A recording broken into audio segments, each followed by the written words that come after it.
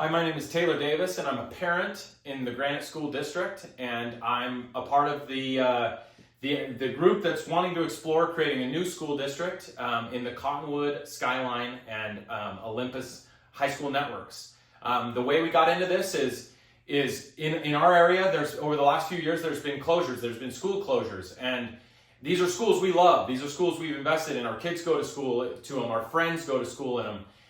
Many of our parents have gone to school to those schools and been educated there. And we go to these meetings, and they ask us for creative solutions. They ask us for ideas on what to be done. And we realize we have very little voice.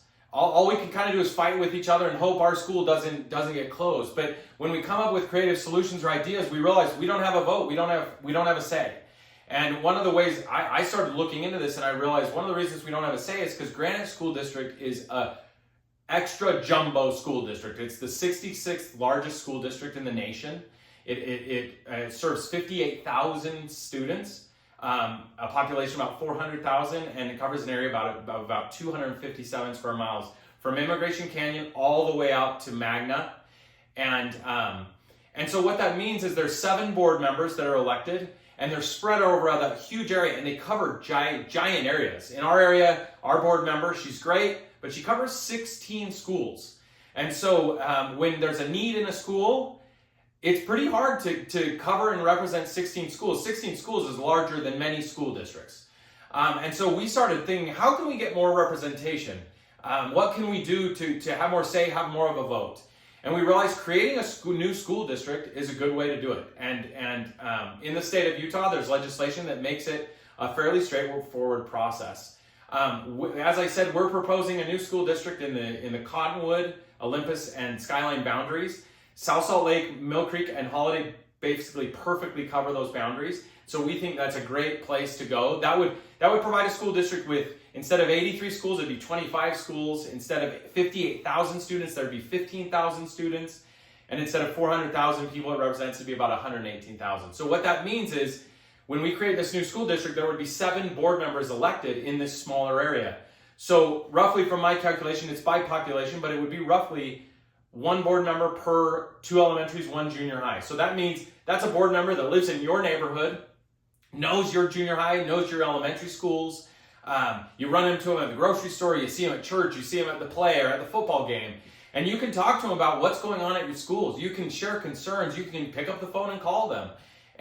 And they have a much tighter view of the needs of your area and of the needs of your school and can react more quickly. There's a lot of challenges facing the schools today. Declining enrollment's a big one. That's a statewide, nationwide, and even worldwide problem. But when the decisions are being made to whether to keep a school open or close, or boundaries, or how it affects the junior highs and high schools, right now that decision is being made by 1 board member that lives in the area and 6 more that live far, some very far away across the valley, trying to decide what's best for your neighborhood. And when a school does close, what happens to that property? There again, those 7 board members, many of them live out in Magna, in Taylorsville, in West Valley. They don't know the area well, and so they're voting, and they might choose to make it housing. They might choose to make it a fire station. They might choose to leave it empty for a long time, like Granite High sat. And we want more say in those decisions. We want more say in that. We want more say in teacher pay, in class size, in how money's allocated. If a school needs to be rebuilt, how's it built, and why, and if it's so fancy or not. These are our precious tax dollars that we pay. Many people don't realize that 50% of your property tax, most cities over 50% of your property tax goes to schools, and all of your income tax goes to schools. And we love our schools, and we're advocating to know how that money is being spent and make sure it's being spent smart, and we're getting our share. And so the way this starts is the 3 cities would come together, they'd sign an agreement, and they would commission a feasibility study. And that feasibility study would answer the questions about the money side of things more, about how the taxes work, about how the bonds work, and they would make this outside party would make a statement saying, we deem this feasible or not. If it's not, no harm, no foul. At least we know, and we found out all we could.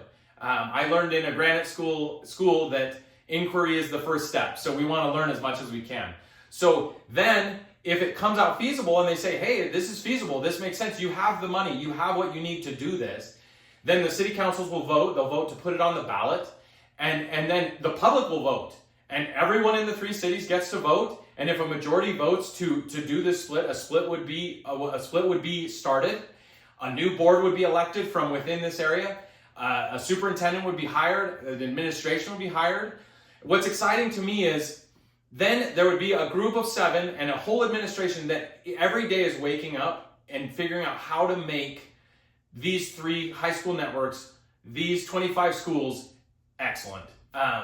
And I think knowing the neighbors in my area and the people that are around, I think we together could create one of the best school districts in the state. And I think that begins with more representation, more say, more vote about what happens to our schools. And we'd invite you to get involved. We'd invite you to learn more. The first step in this is send an email to your city council person, send an email to your mayor, and tell them you're interested in this. You want to understand better. You want to know the numbers. You want to see if this makes sense. There's links below for your city on how to do that. Also educate yourself. Talk to your neighbors. Follow us on social media and get involved, because their schools are important. They're one of the keys to the fabric of our community, and we love them, and we hope you'll get involved. And we're excited to see you get more involved, and hopefully we can move forward for this exciting future for our schools. Thank you.